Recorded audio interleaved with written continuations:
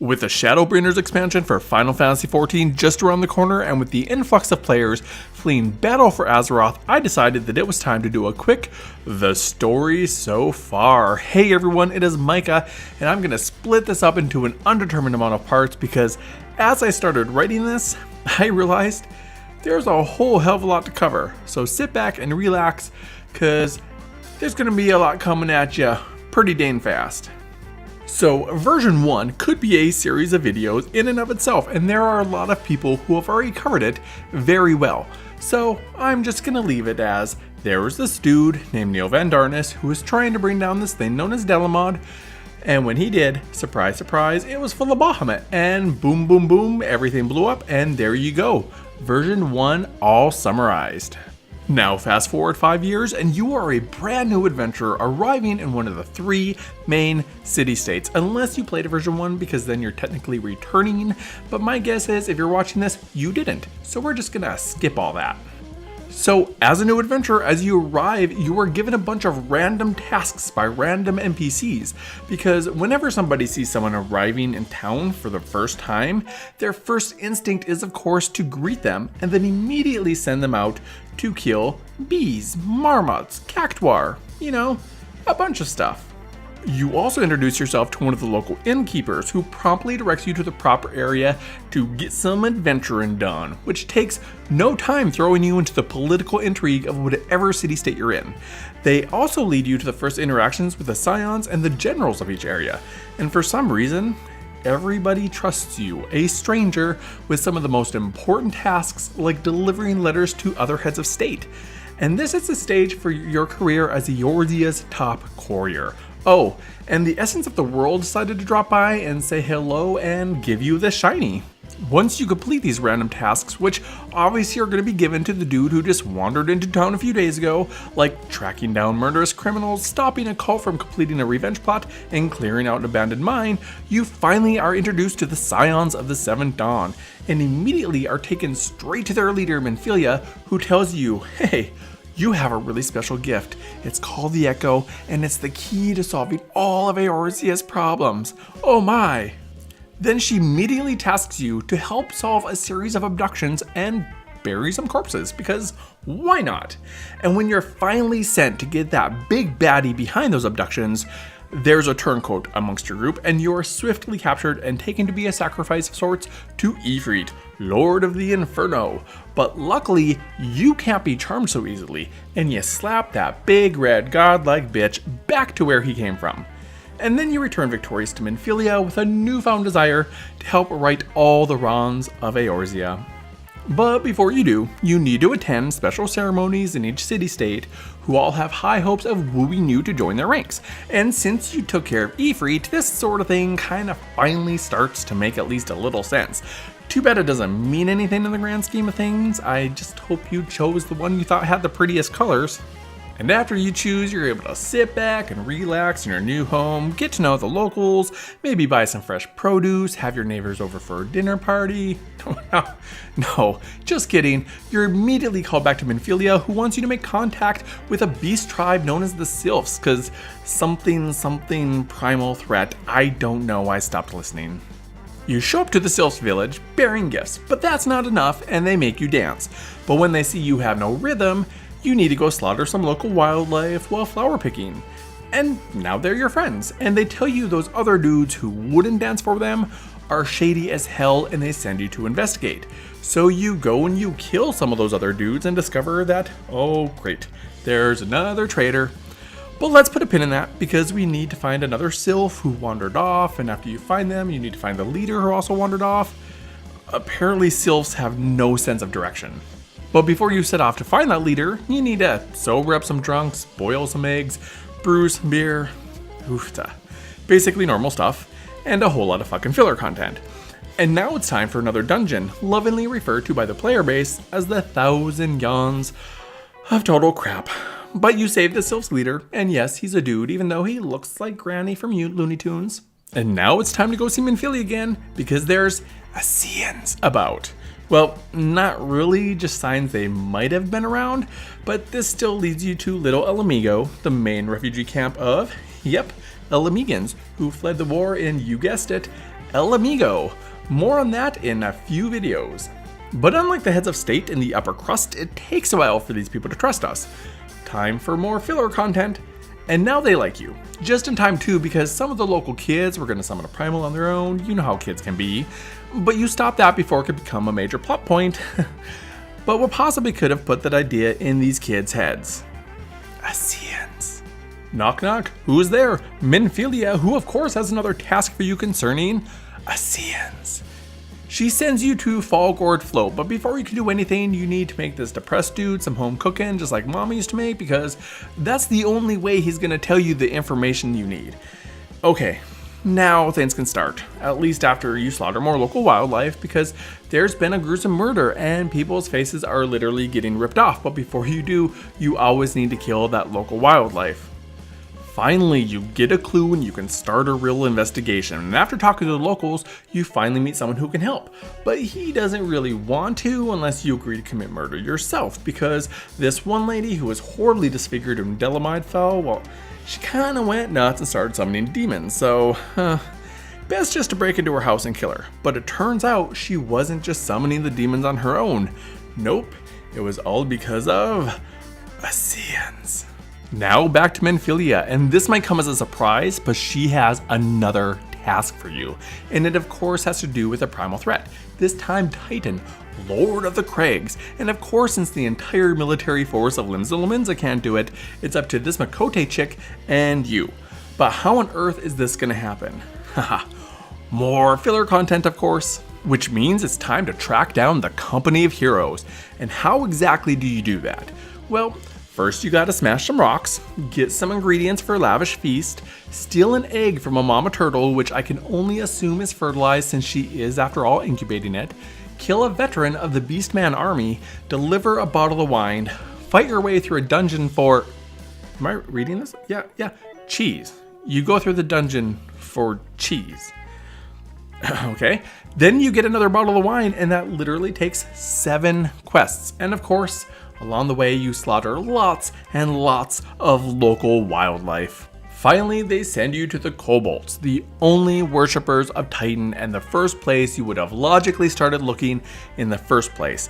And of course, you find a back door into the most sacred shrine the Kobolds have, where you promptly kill their god. And now it's time to go back to Minfilia. Oh wait, nope, not this time. You actually don't have to go back. Nope, you go to Limsa to report back and get some good old R&R. No, just kidding. You do have to go back to Limsa and report what happened, but Min calls before you could even kick your boots off and tells you to get your butt back to the Waken Sands. But what's this? Dun dun dun. Everyone's dead. But don't worry, you could just use the echo and find out what happened really quick and easy. Seems those pesky Imperials finally found the Scions, because it's not like they were just right under their nose or anything. And before she dies and becomes just another pile of mulch, this little sylph tells you to go to church. So that's exactly what you do. And much like anyone who is a peasantry, the priest immediately makes you his closest confidant and introduces you to his manservant, Marcus, I believe is how you pronounce it. A mysterious man with amnesia. Ooh, no lazy writing here, ladies and gentlemen, am I right? But even though all or at least most of your friends are dead, the first thing you need to do is help fix an oven and other various filler quests. And only after that can you go back to the Waking Sands and collect the corpses of your comrades for burial. You may want to put something over your nose. They have been left to rot for a few days because you know that oven needed fixing and it might smell a little. And since you have a relationship with the sylphs, you personally deliver that little pile of leaves that was once their friend. Oh, because you're just a great person on the inside. Get back to church, you help Marcus avoid an assassination, which is great timing on your part because Elfino, one of the only elves, by the way, who I'll talk smack about because he's an annoying little snit, comes to the door and boldly announces that Marcus is actually Sid, Master Engineer. And Marcus's response? Well, hot damn, I am Sid the Master Engineer. Because I guess there's an easy cure for 5 years worth of amnesia. Again, no lazy writing here, ladies and gentlemen. And off you go to find his ship so you can fight Garuda, another primal, because those mass deaths at the Waking Sand and Minfilia's kidnapping at the hands of the Imperials, that can wait. But uh-oh, seems Cid's airship crash landed in the Korthus, Ishgardian territory. And them Ishgardians, they don't like no outsiders. Finally, some of the upper crust who just doesn't immediately trust us as a stranger. I still don't know how these kingdoms haven't fallen to the Imperials. I mean, they don't need airships or war machines. They're going about this all wrong. All they need to do is just have some dude go wandering into the city. But I digress. And to earn the Ishgardians' trust and continue on the story, you know what that means. More filler quests, and the introduction of Haurchefant, a fan favorite character, and the one that completely boggles my mind. I mean, I've played this through on 5 different characters, and I still have no idea why people like this dude so much. Anyway, after solving some crimes, saving the lives of some nobles, you are told that Cid's airship crashed in Stone Vigil, an outpost that is currently being held by Dravanians, aka dragons.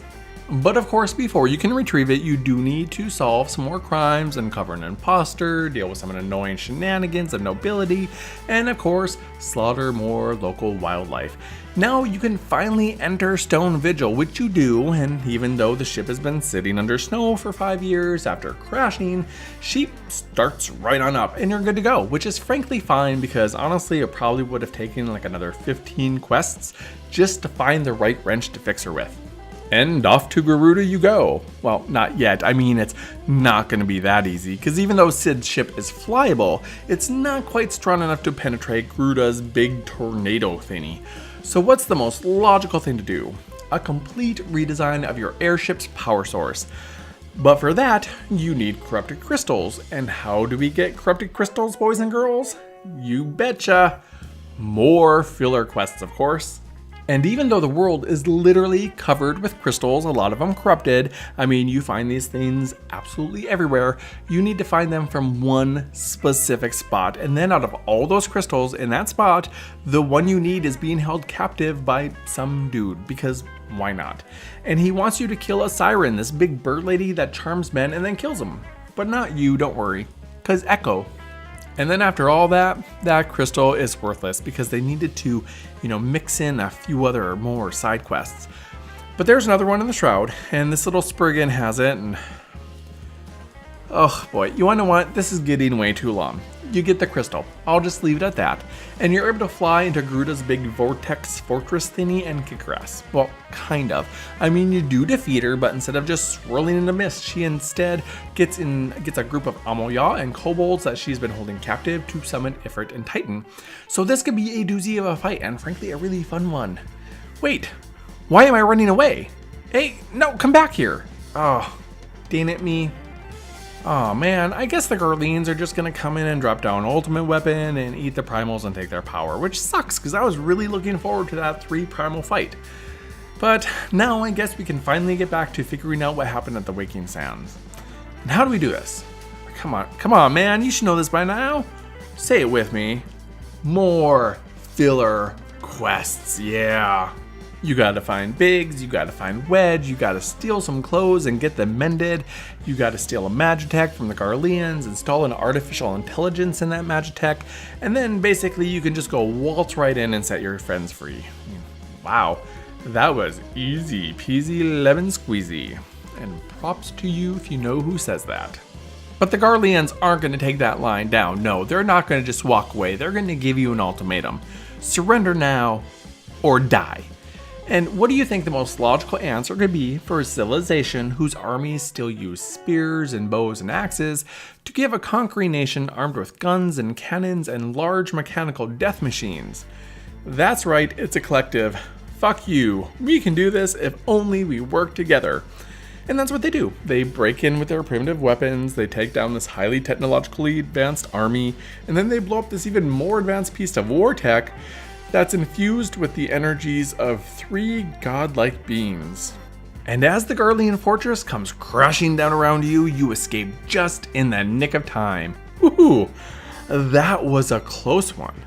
Time to kick back and party. Bum bum bum bum party time, woo party time, bum bum party time.